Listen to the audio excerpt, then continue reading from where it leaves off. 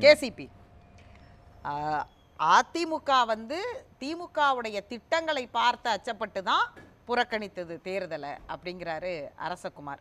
Perception பேட்டில்ல நின்னவங்க ஏன் களத்துல நிக்கல அப்படின்றாரு. உங்களுடைய பார்வை என்ன? முன்னாள் அதிமுக அரசகுமார் சொல்றது வந்து எடப்பாடி பழனிசாமி அவர்களுக்கு ஸ்டாலின் அவர்களுக்கு ஒரு மிகப்பெரிய புரிதல் இருக்கு. அவர் சொன்னார் இப்ப என்று சொல்கிறார். ஒருவேளை அந்த புரிதல்ல விட்டு கொடுத்துட்டாரா என்னவோ தெரியல. ஆனால் இந்த அரசாங்கத்துக்கு பெரிய நல்ல பெயர் இருக்குது அப்படிங்கிறது இல்லை. ஏன்னா இப்போ இந்த சட்டமன்றம் முடிஞ்சோடனே திரு ஸ்டாலின் அவர்கள் பேசியது, நாங்கள் இந்த போராட்டங்களை நாங்கள் அனுமதிக்கலைன்னு சொல்கிறது தவறு. இந்த அரசாங்கம் பொறுப்பெடுத்ததற்கு பிறகு 1,00,000 போராட்டங்களுக்கு நாங்கள் அனுமதி கொடுத்துருக்குறோம். இந்த அரசாங்கம் இப்போ இருக்கிறது 1322 நாள். அப்போ ஒரு நாளைக்கு சராசரியாக 75 போராட்டம். ஒருத்தர் என்ன மகிழ்ச்சியாக இப்போ சொன்னார் இல்லையா, நீங்கள் மகிழ்ச்சியாக இருக்கிறீங்கன்னு. அப்போ மக்கள் என்ன மகிழ்ச்சியாக இருந்து தான் போராட்டம் நடத்துகிறாங்களா? இது சொன்னவர் முதலமைச்சர், வேற யாரும் இல்லை. அப்போ மக்கள் என்ன மகிழ்ச்சியை வெளிக்காட்டுவதற்கு, மகிழ்ச்சியை வெளிப்படுத்துவதற்கு, தெரிவிப்பதற்கு போராட்டம் நடத்தினாங்களா? அவங்க இந்த அரசாங்கத்துக்கு எதிராக போராடி இருக்கிறார்கள். அது இல்லாமல் அனுமதி கொடுக்காத போராட்டங்கள் நிறைய இருக்கு. இது ஒன்று. அடுத்து பொல்லாத ஆட்சிக்கு பொள்ளாச்சியே சாட்சினாங்க. அப்போ அலங்கோல ஆட்சிக்கு அண்ணா யூனிவர்சிட்டி சாட்சியா? அப்படித்தான் நம்ம வந்து எடுத்துக்க முடியும். பட் இதெல்லாம் களத்துல பேசுறதுக்கு களத்துல நிக்கணும். நான் வர்றேன் ஒவ்வொன்றா. முதல்ல அரசகுமார் சொன்னார் இல்லையா, அதுக்கு நான் சொல்லிடுறது. அடுத்து மக்கள் வந்து அந்த பேருந்துகளை எல்லாம் பார்த்தா ஸ்டாலின் பஸ் அப்படின்னு சொல்றாங்கன்னு சொன்னார். இப்போ பார்த்தீங்கன்னா ஸ்டாலின் பார், ஸ்டாலின் டாஸ்மார்க்கு, அப்புறம் அவர் துறையாக காவல்துறையில் கள்ளச்சாராயம், குட்கா, அந்த போதைப் பொருள் பார்த்தீங்கன்னா பட்டி தொட்டி எல்லாம் பள்ளிக்கூடம், அதாவது ஒரு குடிசை தொழில் மாதிரி தமிழ்நாடு முழுக்க இதுவரை இல்லாத அளவுக்கு அதிகமாக இருக்குது. அடுத்து சட்டம் ஒழுங்குன்னு பார்த்தீங்கன்னா இதுவரைக்கும் தமிழ்நாட்டில் இவ்வளவு சீர்கெட்ட ஒரு சட்ட ஒழுங்கு வந்து இல்லை.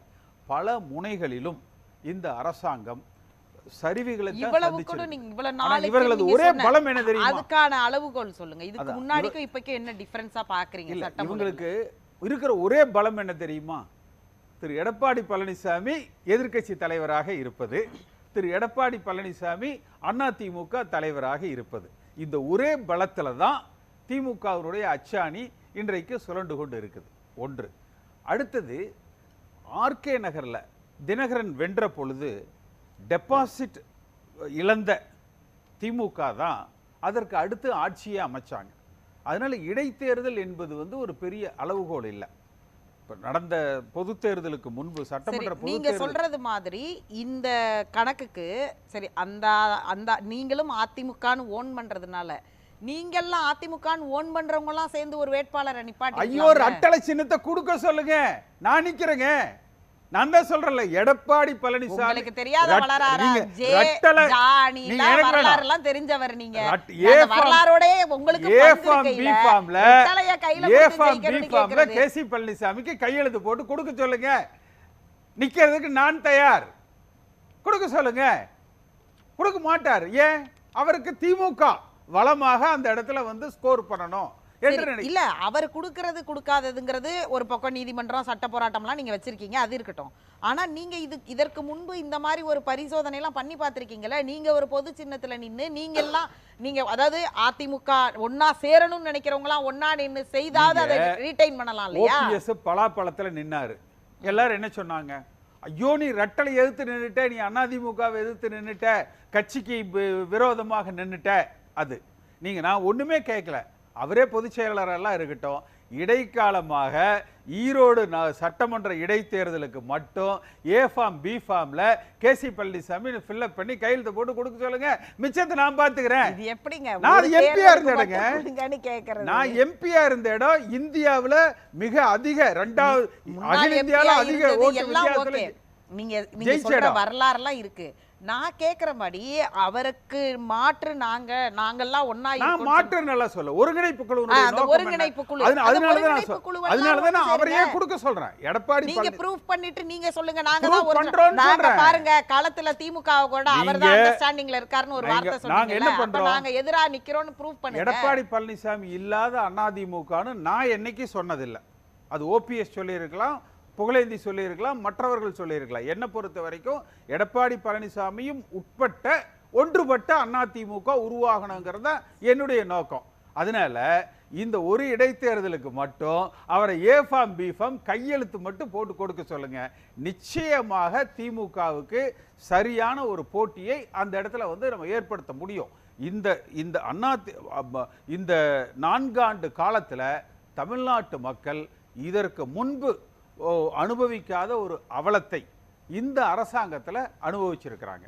நிச்சயமா அவர் என்ன சொல்றாரு? நலத்திட்டங்களால அப்படின்றாரு. நலத்திட்டங்களால மக்கள் மேல போட்டு பயனடைந்திருக்கிறார்கள். இல்ல வெளிப்படையா சொன்ன என்ன சொல்லுவாங்கன்னா இல்ல 200 கோடி செலவாகும், 300 கோடி செலவாகும், 500 கோடி அவங்க செலவு பண்ணுவாங்கன்னு சொல்லுவாங்க.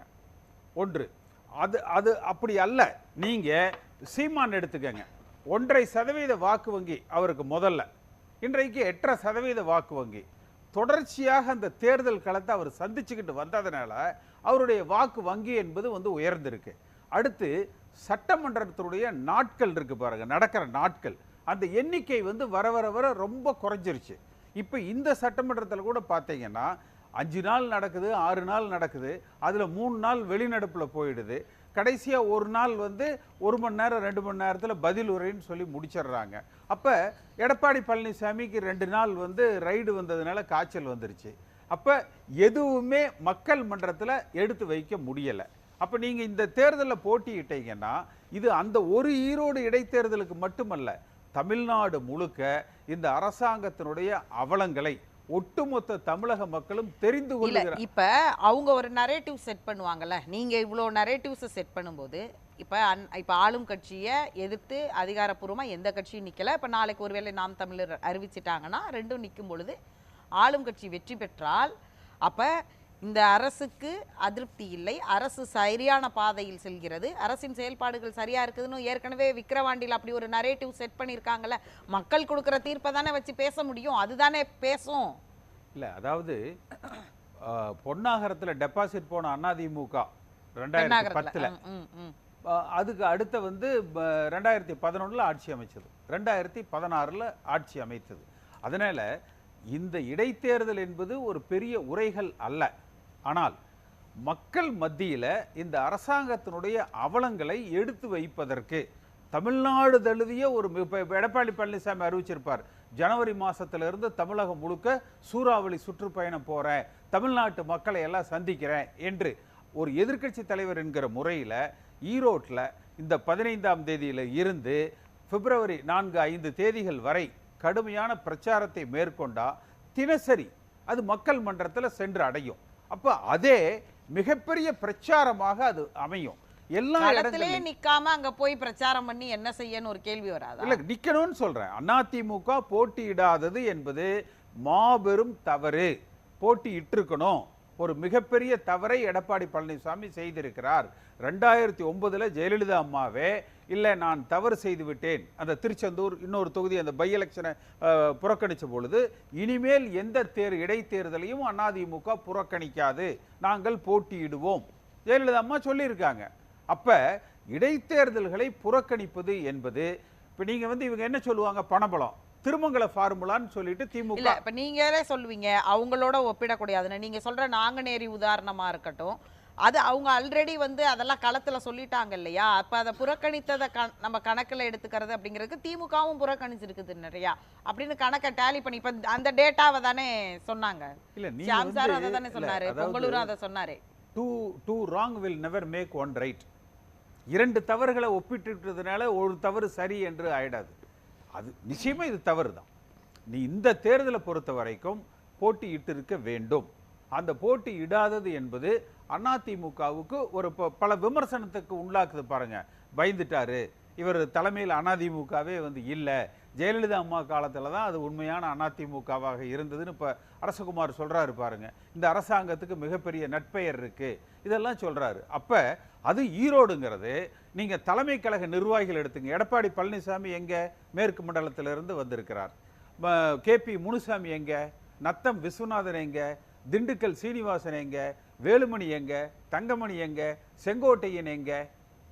அப்போ இவ்வளவு பேரையும் முக்கியமான பிரமுகர்கள் அவ்வளவு பேரும் மேற்கு மண்டலத்தில் தான் வந்து இருக்கிறாங்க. அப்போ அந்த பகுதியில் நடக்கிற ஒரு இடைத்தேர்தலை புறக்கணித்தது என்பது தவறு. நிச்சயமா என்ன காரணத்திற்காக புறக்கணித்திருக்கிறார்கள்? நீங்க சொல்ற அவ்வளவு பலமானவர்களும் அங்க இருக்கிறாங்கும் பொழுது இரண்டாம் கட்ட தலைவர்கள், முக்கிய தலைமை நிர்வாகி பொறுப்புல இருக்கிறவங்களாம் என்ன காரணம் அதற்கு?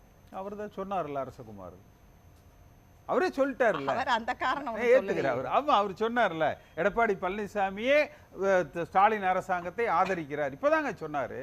எங்க சட்டமன்றத்துல அவ்வளவு பெரிய காரசார விவாதம் இந்த 7 நாள் பாத்தீங்கன்னா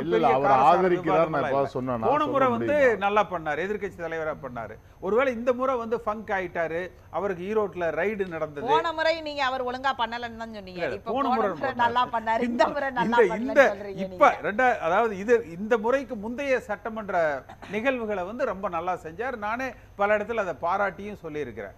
அதிமுக களத்துல வந்து போட்டியிட்டு இருக்க வேண்டும். அப்படி போட்டியிடாதது என்பது நிச்சயமா அந்த பகுதி, அந்த தொகுதி, அந்த மாவட்ட மக்களுக்கே ஒரு பெரிய ஏமாற்றமா இருக்கும். நீங்க பணபலத்தை சொல்றாங்க, திருமங்கல ஃபார்முலான்னு ஒன்றை வந்து திமுக அறிமுகப்படுத்துது. ஆனா அடுத்த தேர்தலையே அதிமுக அது சுதாரிச்சுட்டாங்க. அதை எப்படி ஓவர் கம் பண்றது என்று சுதாரிச்சுட்டாங்க.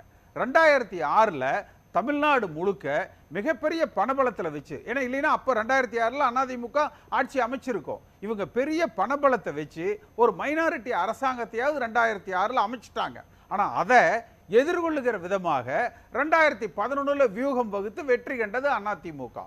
அப்ப என்ன வியூகங்களை இவர்கள் அமைத்தாலும் அதை தகர்க்கிற ஆற்றல் அதிமுக. நீங்க சொல்ற பார்த்தா 2006ல் அவங்க வந்து திருமங்கல ஃபார்முலாவை பயன்படுத்தினாங்க. 2011ல் அதிமுக வியூகம் வகுத்து வெற்றி பெற்றது. அப்படின்னா 2006லயே கிட்டத்தட்ட அதே திருமங்கல ஃபார்முலாவை தமிழ்நாடு முழுக்க பயன்படுத்தினாங்க 2006ல். அதை அதிமுக தகர்த்தெறிந்து நீங்க தேர்தல் களத்துல எதிரி என்ன ஆயுதத்தை எடுக்கிறார்கள்? அதிமுக வந்து வாக்காளர்களுக்கு பணமே கொடுத்ததில்லை அப்படின்ற புள்ளிக்கு வந்துட்டீங்களா நீங்க? அது இல்ல, அதாவது பணம் கொடுக்கிறது கொடுக்காததுங்கிறதுங்க நம்ம கையில இல்ல. நீங்க அவர்கள் என்ன ஆயுதத்தை எடுக்கிறார்களோ அந்த ஆயுதத்தை நிச்சயமாக அதிமுக அதை எதிர்கொள்ளுகிற வலிமையை பெற்றிருக்கணும். எல்லா இடங்கள்லயும் பணம் தான் பிரதானம் என்றெல்லாம் வந்து கிடையாது. நீங்க வெற்றி பெற்றே ஆகணும் அப்படிங்கிறது கூட இல்ல. நீங்க அந்த பகுதியை வெற்றி பெற்றே ஆகணுங்கிறது கூட இல்ல. கிரவுண்ட மாத்தி இருக்கலாமா இல்லையா? அந்த மாதிரி இல்ல, நிச்சயமாக போட்டியிட்டு நீங்க இன்னும் அதிக வாக்கு வித்தியாசத்துல தோல்வி அடைந்தாலும் பரவாயில்ல, நீங்க களத்தை விட்டு நீங்க வெளியில வரக்கூடாது. நீங்க ஒரு தேர்தல் அரசியல் என்பது தேர்தலையே போட்டியிடலைன்னா அப்புறம் நம்ம என்ன ரசிகர் மன்றமா நடத்துறோம்? எதுக்கு நம்ம கட்சி வச்சிருக்கணும்? பேசலாம். தேர்தல்களில் கட்டாயம் போட்டியிட்டு இருக்க வேண்டும்.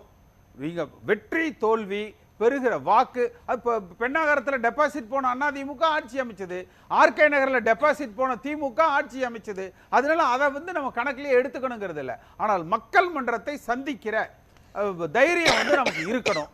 தேர்தலில் போட்டியிட்டு இருக்கணும். நன்றி. கேசிபி அதாவது அதிமுக பயங்கிறாரு. என்ஃபோர்ஸ்மெண்ட் டைரக்டரேட்ல இருந்து ஈரோட்டில் இருக்கிற அத்தனை மந்திரி கூடவும் ஒரு ஆபீசரை மப்டியில் போட்டு 75 வார்டுலையும் என்ஃபோர்ஸ்மெண்ட் டைரக்டரேட்ல இருந்து ஒரு ஆளை போட்டுட்டு சென்னை ஹைகோர்ட்ல ஒரு டைரக்ஷன் வாங்கி கோர்ட் அப்பாயிண்டட் அப்சர்வரை வந்து போட்டு இந்த தேர்தலை நடத்த சொல்லுங்க. எத்தனாயிரம் ஓட்டு வித்தியாசத்துல திமுக தோற்குதுன்னு சொல்லி சொல்றாரு இல்லையா? என்ஃபோர்ஸ்மெண்ட் டைரக்டரேட்ல அத்தனை மந்திரிகளுக்கு மஃப்டில ஒரு ஆளை இப்ப இருந்தே அவங்களுக்கு தெரியாம அவங்க சர்வே மஃப்டில கூட போட்டு விட்டாங்கன்னா எவ்வளவு கோடிகள் புழங்குது, அதுக்கு சோர்ஸ் எங்க இருந்து வந்தது என்பது வந்து வந்துரும். 75 வார்டுக்கு ஒரு ஆள் விதிமுறையில அப்படி எல்லாம் இருக்கா? அரசியலமைப்பு சட்டத்தையே மாத்தணும். அரசியலமைப்பு சட்டத்தையே மாத்தணும்ல தேர்தல் விதி. அண்ணாமலை இந்த ஒண்ணு செஞ்சாருன்னா போறோம். இல்ல தேர்தல் வந்து